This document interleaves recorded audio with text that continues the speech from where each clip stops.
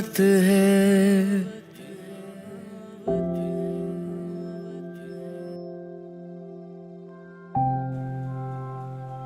Hey guys, welcome back to my channel. आप सुन रहे थे मेरे साथ हाँ ये मोहब्बत है। हाँ ये मोहब्बत है भाग 29। अक्षत का लाइसेंस कोर्ट में कुछ महीनों के लिए रद्द हो चुका था, इसलिए अक्षत ये केस नहीं लड़ सकता था। पर वह चाहता था ये केस रीओपन हो और असली गुनहगार सामने आए। इसलिए उसने छवि को अपने ही विरोधी वकील सूर्या मित्तल के पास भेज दिया। सूर्या मित्तल इस कोर्ट में एक होनहार वकील था, जिसका शुरू से ही अक्षत से मुकाबला रहा। दरअसल सूर्या मित्तल अक्षत को अपना कंपटीशन मानता था और चाहता था एक बार वह अक्षत को हराए, लेकिन ऐसा कभी नहीं हुआ। आज अक्षत के सबसे बड़े केस के क्लाइंट को अपने सामने बैठा देखकर सूर्या मित्तल खुश हुआ, लेकिन मन ही मन अक्षत को याद भी कर रहा था। सूर्या ने छवि का केस अपने हाथ में ले लिया और जल्दी ही उसे रीओपन करने की बात कहकर छवि को घर भेज दिया। सूर्या अपनी कुर्सी पर बैठा अक्षत के बारे में सोचने लगा और मन ही मन खुद से कहा, मिस्टर व्यास ने ये केस मुझे क्यों दिया? वो चाहता तो खुद इस केस को लड़कर खुद को सही साबित कर सकता था। फिर उसने ये केस मेरे पास क्यों भेजा? अक्षत का स्टाफ भी इसी कोर्ट में रहकर प्रैक्टिस कर रहा है, फिर उसने ये केस उन्हें क्यों नहीं दिया?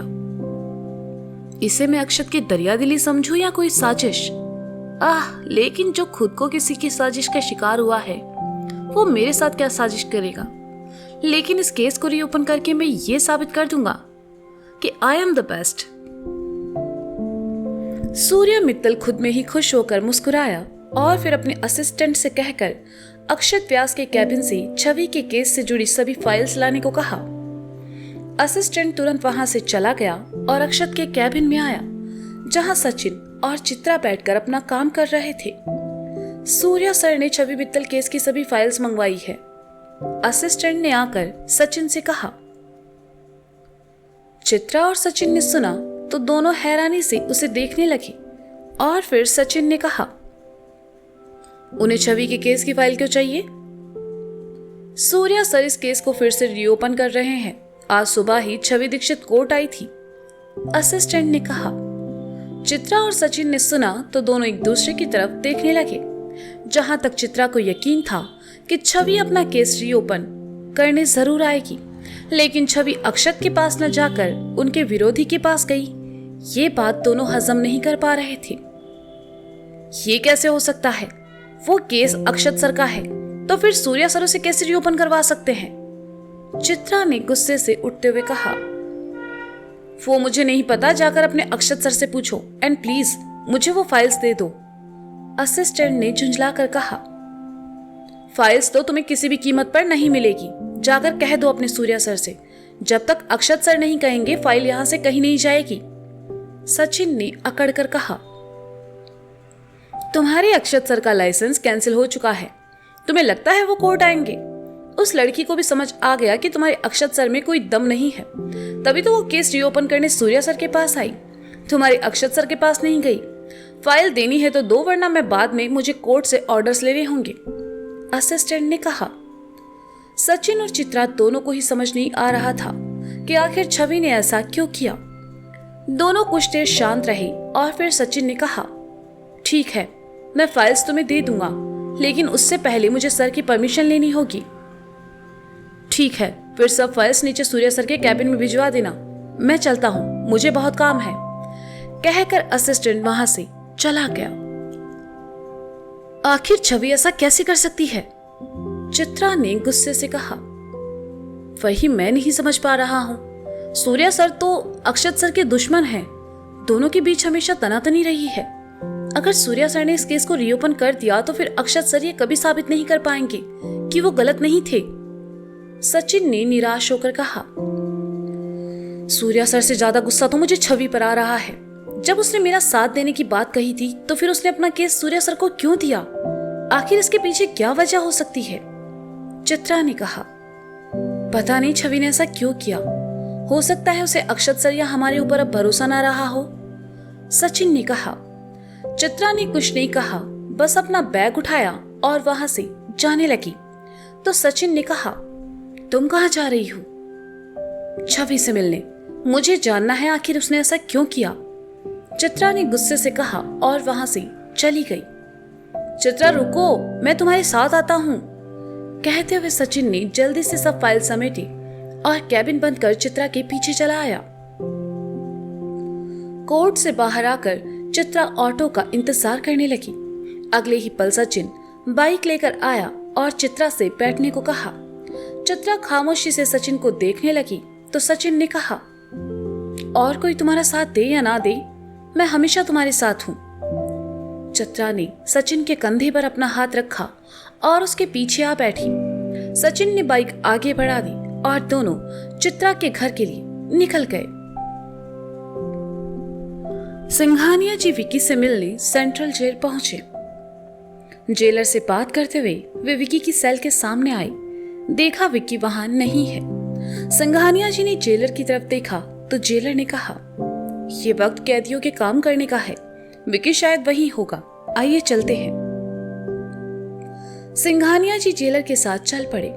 सिंघानिया जी ने देखा सभी कैदी कामों में लगे हैं। उन्हीं के बीच विकी भी बड़े बड़े टोकरे उठाकर गाड़ियों में रख रहा था। सिंघानिया जी ने विकी को इस तरह मेहनत करते देखा तो उनका दिल भर आया। जिस विकी ने अपने घर में कभी पानी का ग्लास तक नहीं उठाया था, आज उस विकी को काम करते देखकर सिंघानिया जी को बिल्कुल अच्छा नहीं लग रहा था। टोकरे उठाते हुए विकी की नजर जब सिंघानिया जी पर पड़ी तो वह उनकी तरफ चला आया और कहा, डैड आप यहाँ, आपको यहाँ नहीं होना चाहिए था,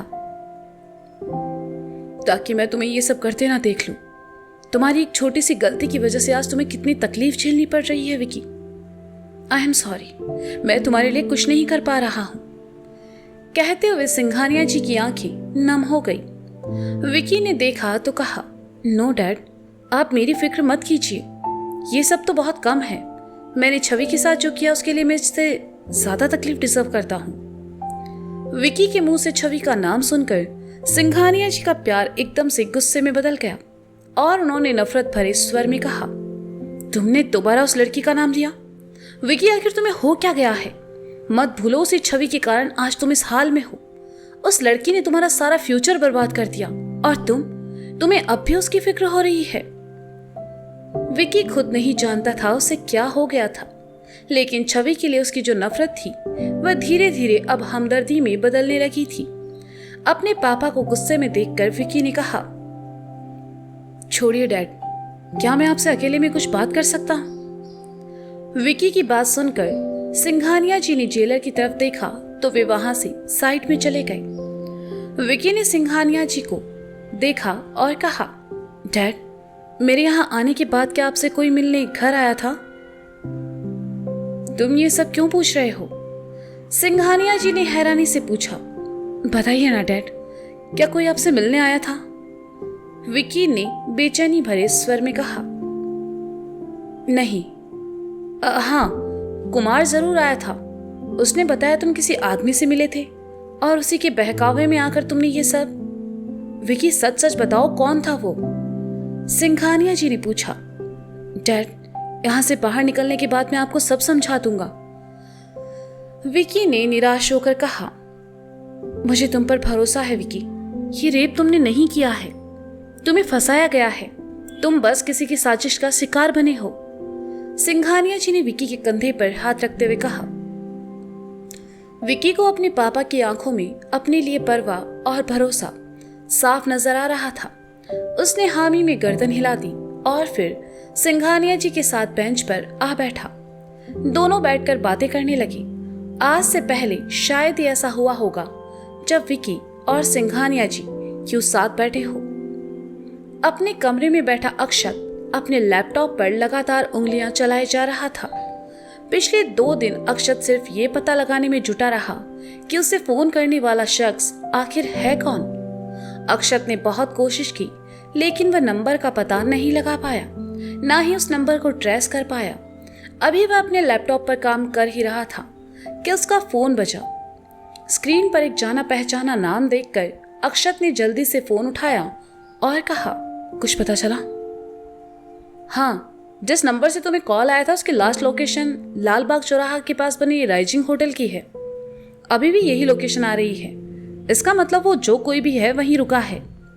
अक्षत के दोस्त नवीन ने कहा। थैंक्स यार, अक्षत ने कहा।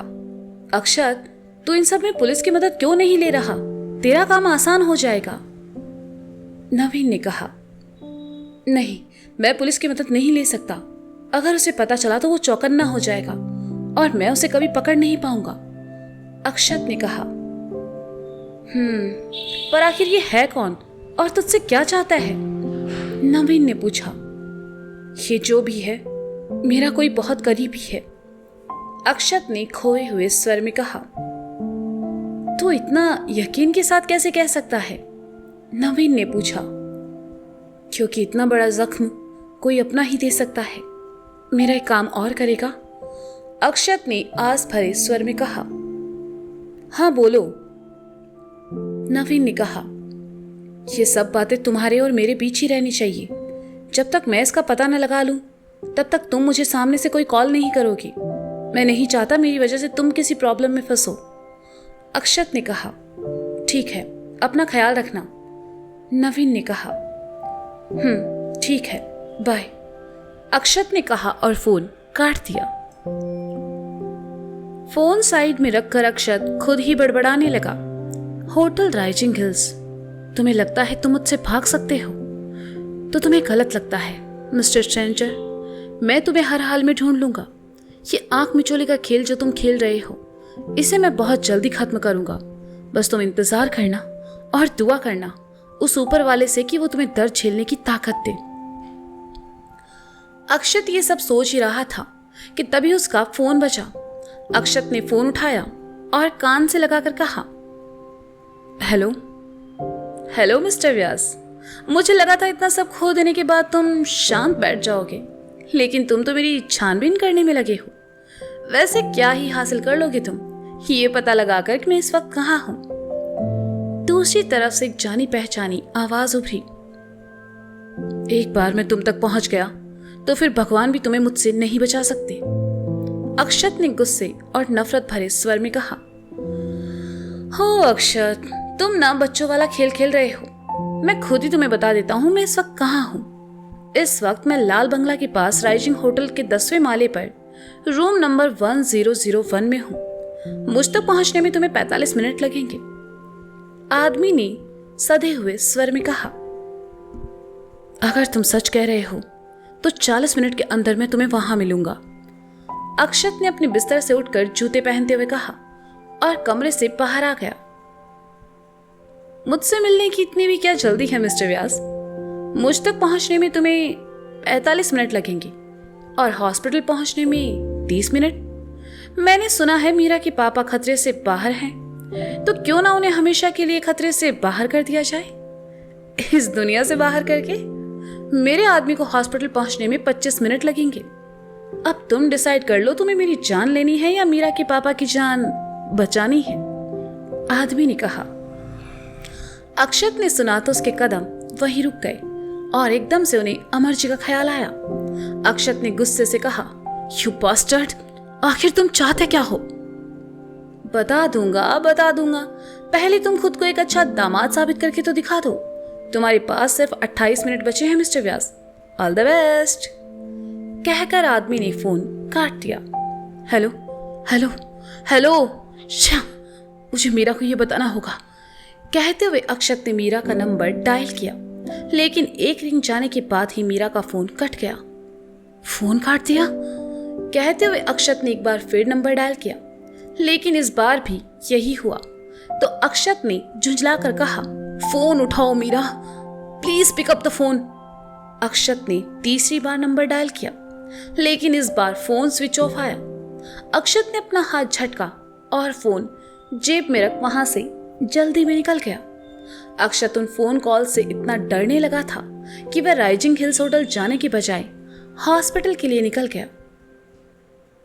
अरे भुआ जी, आप कब आई और हमारा फोन आपके पास?